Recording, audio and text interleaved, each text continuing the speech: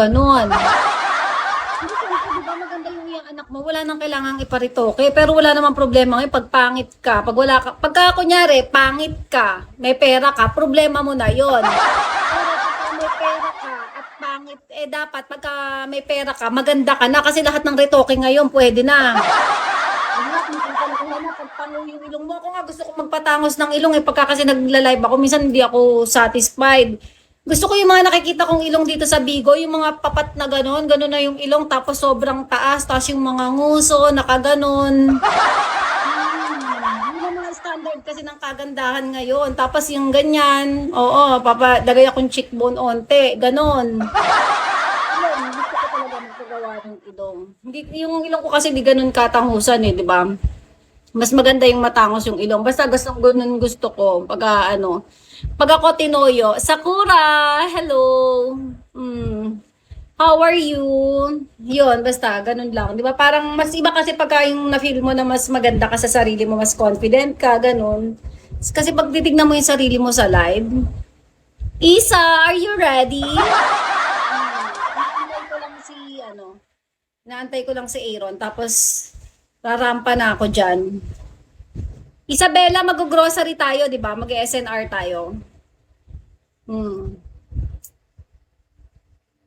You look like bar. Ay, wow, thank you. Parang ikaw lang, Sakura. Nako, ikaw, Isa, uubusin mo na naman ng laman ng grocery, ha? Pagkakasama ko si Isa, napapagastos ako. Kasi pagka nahihiya yung pinamili ko sa pinamili niya eh. Overloaded. Kasi ako halos every week ako nag-grocery siya. Medyo hindi lagi. Ako kasi every week. Ganon. Siya talaga, Diyos ko. Ang binabayaran, 30,000 isang grocery pa. Ako kasi every week. Oo, ganun siya mag-grocery. Maarte pa yan, ate. Ayoko bumibili ng mumurahing mga karne. Kasi syempre, gusto mo daw quality yung mga kinakain niya ng mga Sabi ko, ang arte mo, ganun din yun. Kasi hindi naman kumakain ng mga katulong ko. Bala kayo dyan, mga expired ang bibiling ko, di ba? Doon ako nagpupunta siya, hindi sa mga quality. Doon siya namimili sa Grande ka na, spoiled. Oo, grabe, oo. Buti na lang nandyan yung Insan Amir ko, oo. Binibigay niya si Insan ng pang-grocery. Insan, magkano ba papadala mo ngayon?